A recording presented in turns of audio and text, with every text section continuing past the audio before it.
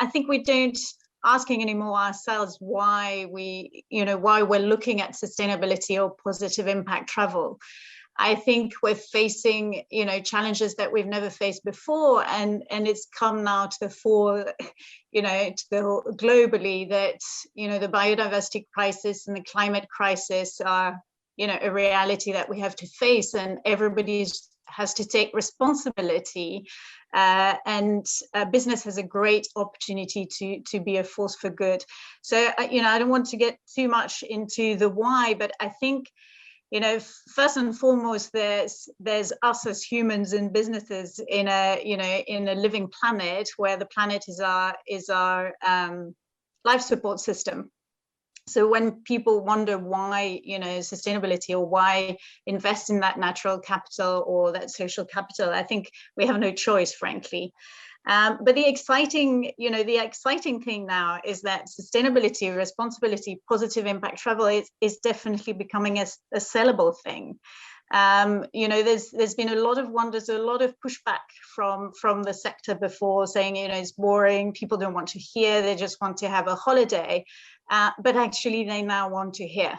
And we're at a great crossroad for the tourism sector, which has such an opportunity to drive positive change and is so connected to the health of the planet for its long-term viability and thriving communities. And now the consumers are joining the movement. So, again, picking up some from the research also that Jared was showing, sustainability is becoming tops in the trends. For the European market, I think 76% of travelers will be more concerned about sustainability after the COVID crisis. Mass tourism, unsustainable models, super jumbles, all are decelerating trends. I think it's very interesting that I think we've seen in what we've shown earlier, when Julian was asking about, what was the positive thing about the crisis, and I think in some parts of the world, people have had time to think, have had time to slow down, have had time to reconsider, to refocus, like some of the businesses. And interestingly, that comes into their choices, that reflects in their choices. They're wanting to be connected, to the place they visit, to be more connected to the place they visit, more connected to nature, more local, and more sensitive about their impact. So this is great news as we, trying to reshape and refocus. So thanks, Julian, some great also study from research from Booking.com. The figures just speak for themselves. More than 80% or 70% of travelers are interested in sustainability. They're interested in making sustainable choices. And they, I think 52% feel annoyed that when there's no sustainable choices. Well, what does it mean, sustainability for travelers? What does it mean? As Jared said, it's quite a complex concept to capture. The other trends, I think, which have been interesting, and which again Jared was capturing in the positive impact travel, is that idea that mitigating is not enough anymore, and this is very core to the long run as well. Mitigating our negative impact is just not good enough. We're at a time where we need to have positive impact. So, language, regenerative, climate positivity, positive impact travel. This is all important vocabulary to bear in mind. But again, it has to be meaningful. It has to be substantiated. It has to be thought through. But it's interesting that, again, beyond just carbon zero, it's about how can we positively contribute. For me, tourism has a great opportunity to drive positive change if it's done well. It is linked directly to the resources that, you know, the health of the planet and thriving communities are the basis of the good business. All businesses are linked more or less directly, but tourism has such a direct link, and there's much more to tourism than just conservation and carbon. There's also open-mindedness, you know, there's tolerance emanates from tourism, meeting other people, expanding minds, you know, expanding minds and horizons. And I think sometimes we may forget about this. And again, you know, coming back to what Jared was saying, there's a lot of intangibles there that we need to capture somehow. And this may be through stories, not necessarily through numbers. So what do we do in the long run? You know, we've been acting for a better tomorrow for more than a decade, a bit less than TOFTigers, but 12 years. And basically, like TOFTigers, we're a membership organization, and we're bringing together passionate people who are seeking to positively impact the planet and people through their business, and mainly through tourism business. We support, we connect, we inspire members, I'm sure, like TOFTiger does. We rely on this idea that together we can do so much more than on our own. And we always seek to increase our positive impact. And we understand that we're on a journey. You know, we'll never be there, but we continue trying to push the boundaries. So the core of our membership is accommodation. Half of our membership now is accommodation. They're properties that protect biodiversity. So it's basically a network of privately protected areas that have a tourism component. And the other half of our network are supporters, affiliates, and travel partners. And I'm going to talk about them just now. So together our members protect 23 million acres of nature, 300 endangered species, 30,000 species altogether. So we have lots of numbers to show, you know, what you can achieve collectively. But importantly, we see sustainability around 4 lenses. And again, Jared mentioned it, which is conservation, community, culture, and commerce. And I'll talk about this. This is where we are. So we're a global community, and we started in Africa. So we have quite a few members in Africa, and in South America, where our first members came from.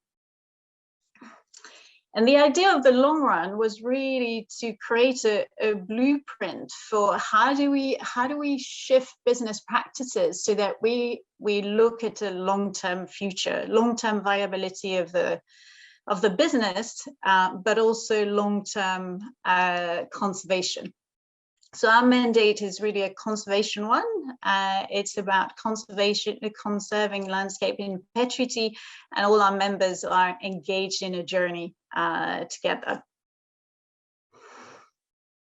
So what we do is bring together people to share practices, creating an openness, a kind of competition around how far can you push the boundaries of sustainable practices or responsible practices. And we engage people to exchange, learn, push boundaries, and we also provide more tailored expertise through our team, helping members on their journey, with one milestone being achieving our global ecosphere standard, which for the moment is for accommodations only. The other part of the network is obviously recognizing the importance of tourism to as a vehicle for change. So transformational experience, the opportunity to create that special connection between travelers and the place in which they visit, and experience the place through a sustainable lens is hugely powerful to transform people at that place as well as in their lives.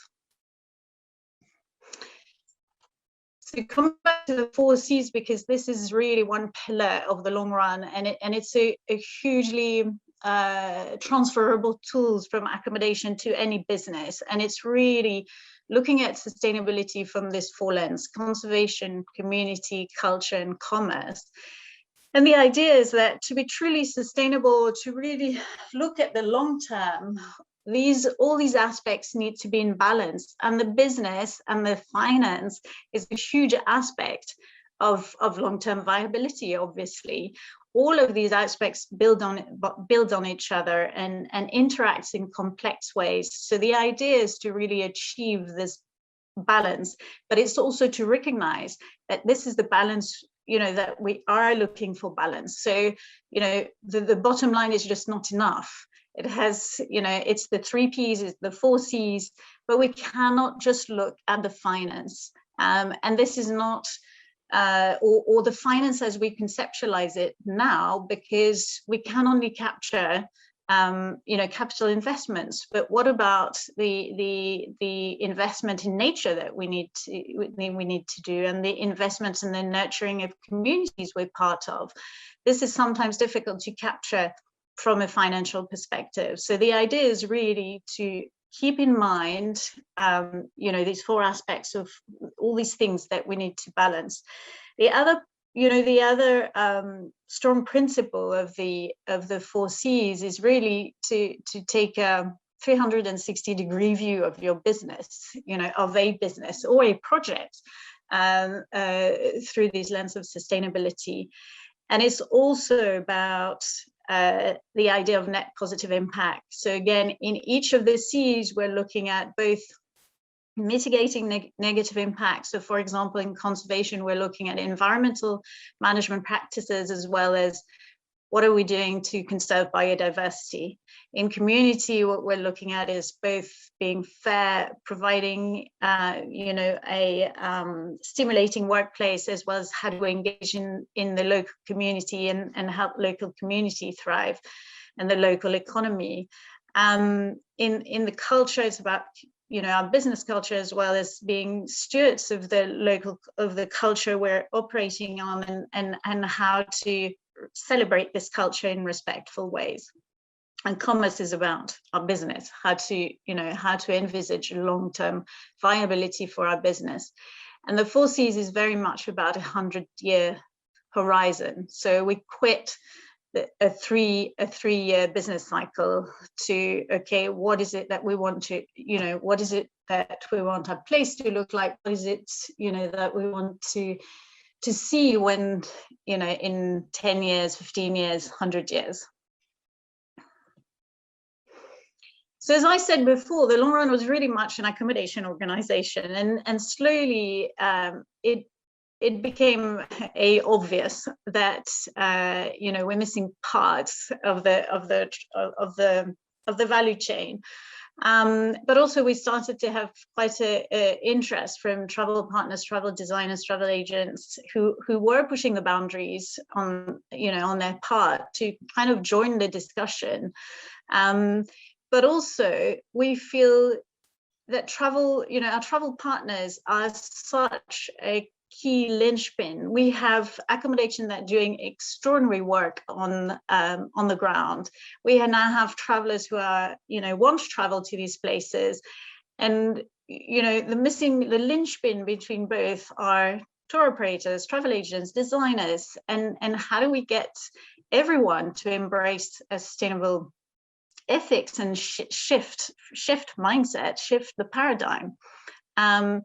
Travel operators have huge opportunities to engage guests from the beginning into we don't like the word educate, but to raise awareness, to engage the guest in that journey from when they even dream of the journey. They also have the opportunity to really look at what suppliers are doing, what accommodation are doing, who, you know, your influence is really on the guests as well as on the accommodation and the places you're sending your guests to. And then the third point is really the opportunity for travel partners to help the guests make informed choices. You know, the 4Cs framework, for example, and this is something that we're working with our travel partners, can help travel partners screen suppliers, but also talk about sustainability. Again, you know, picking up from Jared, I think we're sending the same messages. Sustainability is a nebulous word, but if you're talking about social, if you're talking about community, if you're talking about culture, if you're talking about conservation, then it becomes tangible, and people see how they can partake in that positive impact. So the critical bit is always, you know, how to sell positive impact travel, how to sell sustainability, but it has become a selling point. So we can be really creative, but with a really enthusiastic, you know, consumer base. The issue that's happening since this awakening to, you know, the positive impact travel or sustainability is a lot of greenwashing is going on. So it's important to be, you know, it will be important for travel partners and tour operators, travel agents to really embrace, be transparent, be informed themselves, to be able to guide consumers and be trusted, you know, in this position. The other thing I think that's important, and again, I think Jared mentioned it, is sustainable travel is exciting. You know, it's looking at how does going to a place, you know, to a place that is a custodian of the land, you know, that engages in the local economy in a positive way, that has a great collaborative relationship in the communities it lives with, and great wildlife. I mean, for me, it's quite obvious how the experience will be richer, deeper. A lot of our members celebrate, you know, the accommodations celebrate their engagement in their sustainability journey, in the GR journey, by creating experience around this. One of the many experience in our members, which is quite unlikely, but the back of house tour for guests is one of the most enjoyed experience in our membership. They're so excited about what they're doing back of house and engaging other team members in the guest journey. This has been one of the you know, greatest feedback we have. But you know, these are some examples of experiences that our members are creating, you know, around sustainability. So in terms of guest education, so Ecotoscamp in Kenya, for example, has a 4Cs Explorer tent, which, you know, which explain what they're doing, why they're doing it, how they're doing it, and they're linked to a global community, a global movement, and creating all these impact experience, which is, you know, including foraging, you know, getting engaged in the conservancy, in a community conservancy. Nikoi, you know, a lot of our members engaged there, and I'm sure a lot of, you know, accommodations, you know, engage guests into tracking wildlife, monitoring, you know, being part of the place they're in. And I think this is kind of the unique experiences that accommodation that are so deeply engaged in the place they're operating with can offer. So really, you know, just to round up, I think we all have the responsibility now to shift how we do business, that sustainability is not a choice, positive impact travel is an imperative. I think guests are looking for it. There's a huge, there's enormous good work going on the on the ground, and you have an incredible role to play in awakening the guest, engaging them in that positive impact travel from the beginning, as well as linking them with great properties that are doing amazing work and that will provide them with a unique experience.